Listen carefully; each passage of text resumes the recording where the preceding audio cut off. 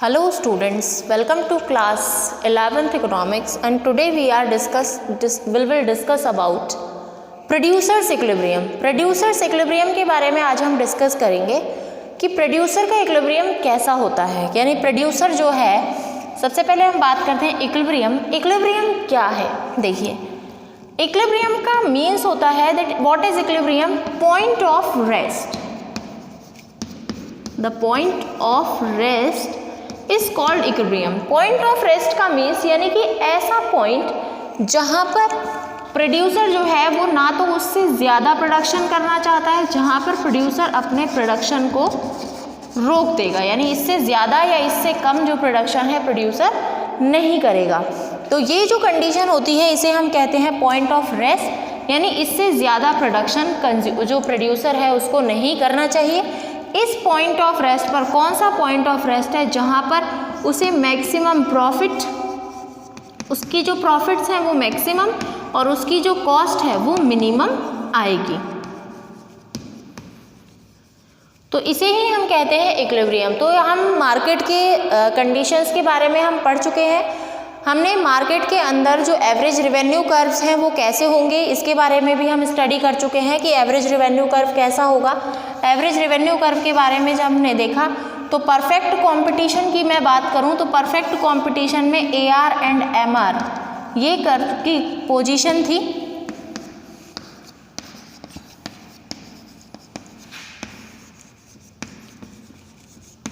और अगर मैं मोनोपोली की बात करती हूँ तो मोनोपोली में जो कर्व की जो पोजीशन थी वो ये थी,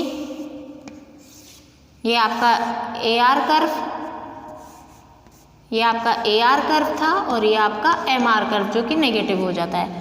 अब मैं बात करती हूँ मोनोपोलिस्टिक कंपटीशन की, तो मोनोपोलिस्टिक कंपटीशन में ये लेस इलास्टिक था, ये आपका AR कर्व और ये आपका MR कर्व।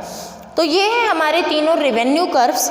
अब इन रेवेन्यू कर्व्स और इनके थ्रू अब हम ये देखेंगे कि कोई भी जो प्रोड्यूसर है वो किस तरीके से अपना इक्विलिब्रियम स्टार्ट करता है या कहाँ पर इक्विलिब्रियम कर सकता है।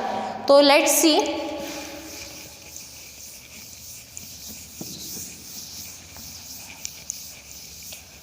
प्रोड्यूसर के इक्विलिब्रियम के लिए 2 मेथड्स हमारे पास हैं।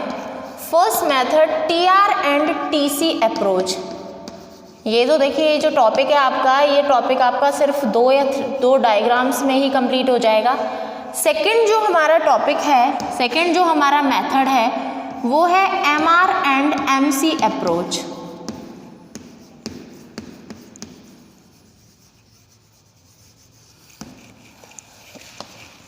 तो 2 जो मेथड्स हैं हमारे कि एक प्रोड्यूसर को कहाँ पर अपने जो रेस्ट ऑफ पोजीशन है कहाँ पर उसको करना चाहिए, इसके लिए 2 मेथड्स हैं हमारे पास, TR and TC approach and MR and MC approach. Let's see first TR and TC approach. एक डायग्राम से ही हम इसको सॉल्व कर देंगे। देखिए ये हमारा डायग्राम, यहाँ पर हम ले लेते हैं TR एंड TC, यहाँ पर हम ले लेते हैं आउटपुट। तो जब हम यहाँ पर आउटपुट ले रहे हैं तो सबसे पहले हम टोटल रेवेन्यू कर्व बना देते हैं। ये देखिए ये हमारा टोटल रेवेन्यू कर्व है, ये हो गया हमारा टोटल रेवेन्यू कर्व। ये हमारी टोटल कॉस्ट है, ये हो गया हमारा टोटल कॉस्ट कर्व। तो टोटल कॉस्ट कर्व और टोटल रेवेन्यू कर्व दोनों हम ड्रॉ कर चुके हैं। अब देखिए इसमें एक ये चीज़ है कि टोटल रेवेन्यू और टोटल कॉस्ट के ज़रिए हम कैसे पता लगाएंगे कि प्रोड्यूसर इक्विलिब्रियम की पोजीशन में है या नहीं है।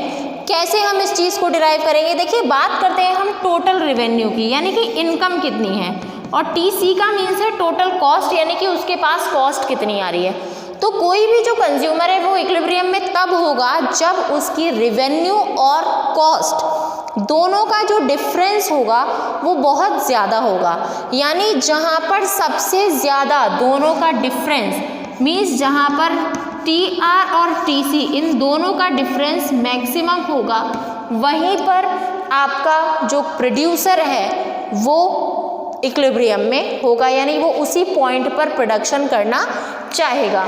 तो अब हम इस डायग्राम के अकॉर्डिंग हम ये देख सकते हैं, यहाँ पर हम देख सकते हैं कि बताइए यहाँ पे अगर स्टार्टिंग पॉइंट से हम बात करें तो ये देखिए, अगर स्टार्टिंग पॉइंट ये जो 2 पॉइंट्स हैं जहाँ पर TR एंड TC यानी टोटल रेवेन्यू और टोटल कॉस्ट दोनों इक्वल हो रहे हैं, इनको ब्रेक इवन पॉइंट्स भी हम कह सकते हैं, या फिर हम ये कह सकते हैं no loss no point, no loss no profit का पॉइंट कह सकते हैं हम। तो ये दोनों ब्रेक इवन पॉइंट्स हैं, ठीक है, यानी यहाँ पर TR इक्वल्स टू TC यानी रेवेन्यू और कॉस्ट दोनों ही चीज़ें यहाँ पर इक्वल हैं। अब देखिए यहाँ पर अगर हम देखें तो टोटल कॉस्ट और टोटल रेवेन्यू पॉइंट, इसको मैं पॉइंट A नाम दे देती हूँ, इसको पॉइंट B। पॉइंट A से पहले की कंडीशन के बारे में अगर हम बात करें तो पॉइंट A से पहले की जो कंडीशन है यहाँ पर देखिए कॉस्ट तो ज़्यादा है और रेवेन्यू कम है, यानी ये जो कंडीशन है ये लॉस की कंडीशन है। इसके बाद अगर हम देखें तो यहाँ से इस पॉइंट के बाद यहाँ पर TR और TC रेवेन्यू और कॉस्ट दोनों इक्वल हो जाती है, और इस कॉस्ट के और रेवेन्यू के इक्वल होने के बाद इसके बाद के पॉइंट के बाद देखें तो रेवेन्यू यहाँ पर ज़्यादा होती जा रही है और कॉस्ट यहाँ पर कम होती जा रही है। तो यहाँ से इनके प्रॉफिट्स जो है वो इंक्रीज़ होना स्टार्ट होते हैं, और ये जो पूरा एरिया है ये प्रॉफिट, यहाँ पर प्रॉफिट मिनिमम होते हैं, मिनिमम से यहाँ पर बढ़ते जाते हैं और बीच में जाकर मैक्सिमम हो जाता है और यहाँ पर फिर से मिनिमम हो जाते हैं। आफ्टर दिस पॉइंट ऑलवेज यहाँ पर भी कॉस्ट ज़्यादा है तो ये भी क्या हो गया, लॉस का ही पॉइंट हो गया। ओके, तो ये जो बीच का आपका एरिया है ये आपका प्रॉफिट का एरिया है। अब इसमें सबसे ज़्यादा जहाँ पर भी आपको ऐसा लगता है कि जहाँ पर भी सबसे ज़्यादा डिफरेंस है, यानी जो सबसे बड़ा एरिया है, जैसे मैं इसको E और F लिख देती हूँ, तो ये आपका हो गया प्रॉफिट का पॉइंट।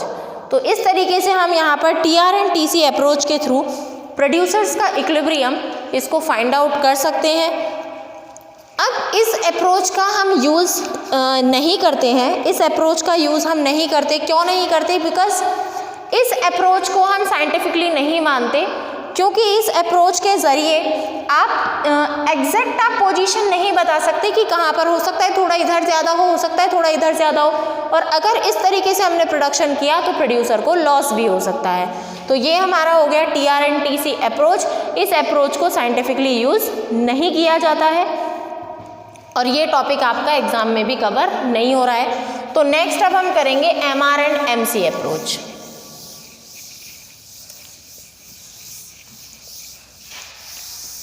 नेक्स्ट टॉपिक जो है हमारा दैट इज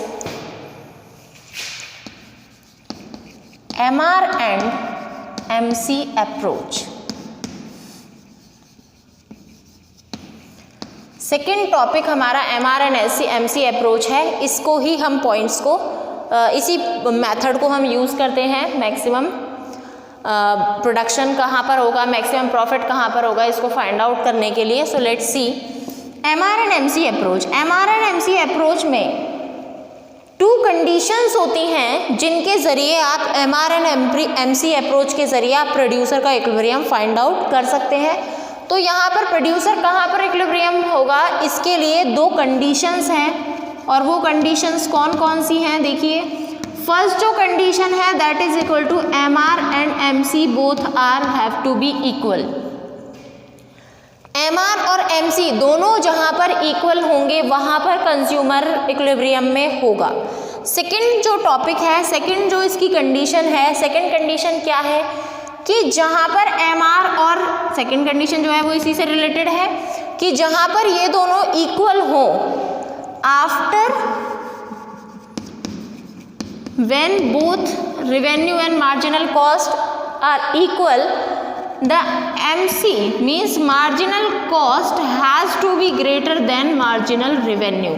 यानी कि इसके बाद मार्जिनल कॉस्ट जो है, यानी MR और MC इक्वल होने के बाद मार्जिनल कॉस्ट मार्जिनल रेवेन्यू से ग्रेटर होनी चाहिए। अगर हम डायग्रामेटिकली बात करें तो MC कर्व MR कर्व को, MC curve cut MR curve from downward to upward.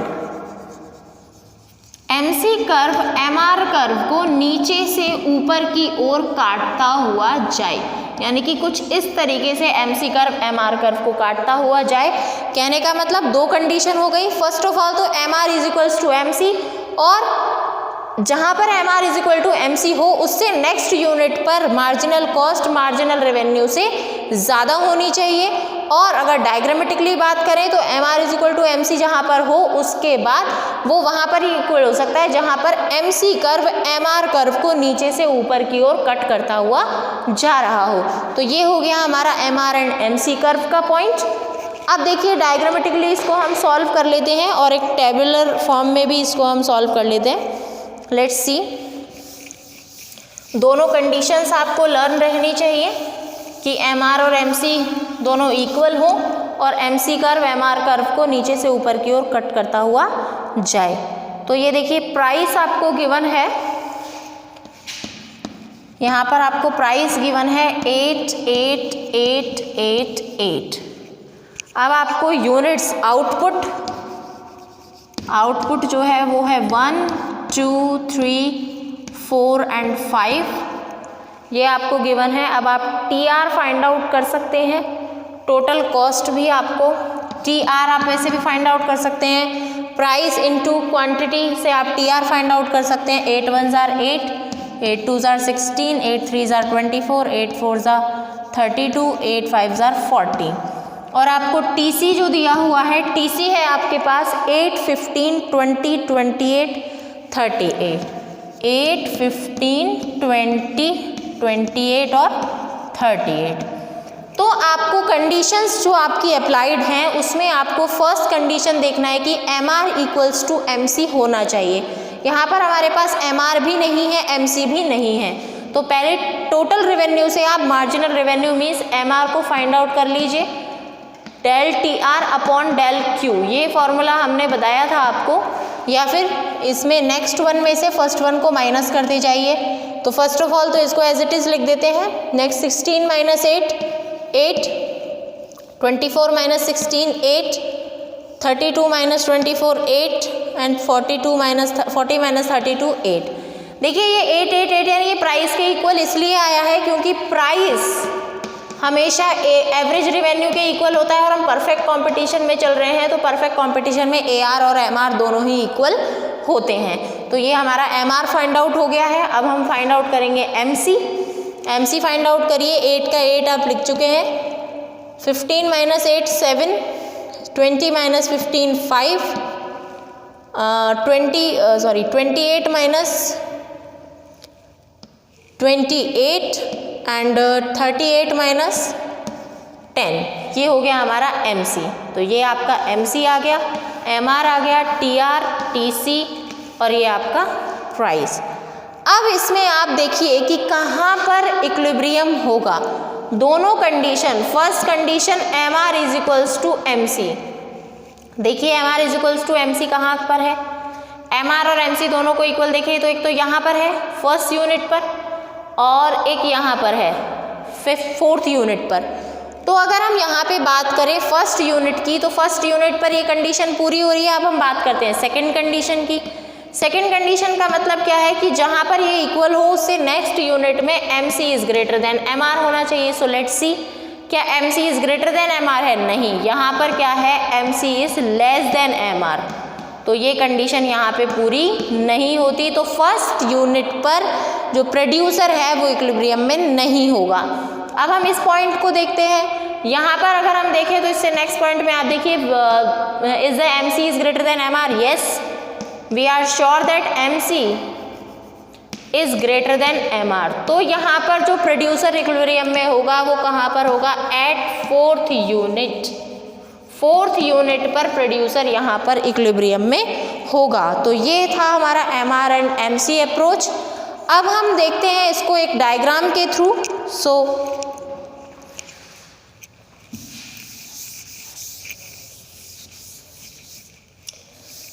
MR and MC का हम एक डायग्राम बनाते हैं।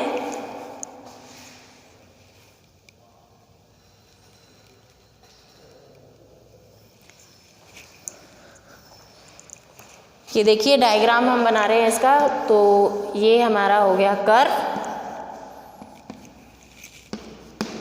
ये हमारा AR और MR। अब हम MC करते हैं, ये हमारी हो गई MC। Marginal cost. यहाँ पर हम ओ एक्स एक्सिस पर हम लेते हैं आउटपुट, यहाँ पर हम लेते हैं cost and revenue. So first condition MR is equals to MC, MR और MC दोनों इक्वल होने चाहिए। तो देखिए MR और MC यहाँ पर भी इक्वल है और MR और MC यहाँ पर भी इक्वल है। सो नेक्स्ट कंडीशन हम देखते हैं कि MC कर्व MR कर्व को नीचे से ऊपर की ओर काटता हुआ जाए, लेकिन यहाँ पर तो MC कर्व MR कर्व को ऊपर से नीचे काट रहा है। यहाँ पर इस पॉइंट पर अगर हम देखें तो MC कर्व MR कर्व को नीचे से ऊपर की ओर काटता हुआ जा रहा है। तो ये हो गया हमारा इक्विलिब्रियम पॉइंट। हम यहाँ पर इक्विलिब्रियम जनरेट करेंगे, यानी प्रोड्यूसर जो है वो इतना आउटपुट करेगा इस प्राइस पर, यानी इतनी यूनिट्स का वो प्रोडक्शन करेगा। क्योंकि एक जनरली अगर हम एज ए प्रोड्यूसर अगर हम देखें तो फर्स्ट यूनिट में तो वो प्रोडक्शन कर नहीं सकता, क्योंकि यहाँ पर तो उसकी सारी अभी जितने भी फैक्टर्स हैं उनका भी फुली यूटिलाइजेशन नहीं हुआ। और अगर हम यहाँ की बात करें तो इतना प्रोडक्शन करने के बाद अगर उसकी कॉस्ट जो है वो रेवेन्यू से ज़्यादा आ रही है, तो यानी कि वो इसके बाद लॉस में जा रहा है। यहाँ तो वो लॉस में नहीं जा रहा क्योंकि कॉस्ट कम हो रहा है, तो ये तो पूरा एरिया उसका प्रॉफिट वाला एरिया है, तो वो प्रॉफिट में तो अपना प्रोडक्शन क्लोज नहीं करेगा। लेकिन इसके बाद यहाँ पर आने के बाद इसके जो प्रॉफिट्स हैं वो मिनिमम हो जाते हैं। इसके जो प्रॉफिट्स हैं वो क्या हो जाते हैं, मिनिमम। तो प्रॉफिट्स जब यहाँ मिनिमम हो जाते हैं फिर यहाँ पे ज़ीरो, और उसके बाद जब लॉस जाने लग जाता है तो उसे वही प्रोडक्शन बंद कर देना चाहिए। तो वो यहीं पर इक्विलिब्रियम में होगा। अगर वो इसके बाद भी प्रोडक्शन करता है यानी लेबर वगैरह अप्लाई करता है, then he will be in the loss. That's why the producer is in equilibrium on this point where the MR equals to MC. After that MC increase the greater, MC is greater than the MR curve. So this is the topic of producer's equilibrium, and after this we will complete the producer's equilibrium in the different markets.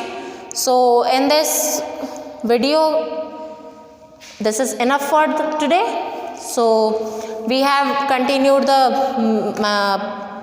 numericals also, and I will share some numericals of this chapter tomorrow. And no one is sending me the solved numericals that I have sent which on the last days or last videos. So please solve these and read this carefully, study this carefully. So thank you. Have a nice day.